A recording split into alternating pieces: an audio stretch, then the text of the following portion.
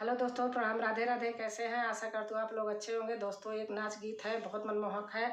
आप लोग पूरा वीडियो देखेंगे तो समझ में आएगा, बहुत अच्छा लगेगा। और गाना है तो आप लोग भी हमारा गाना गा लीजिए करिएगा, जो अच्छा लगे।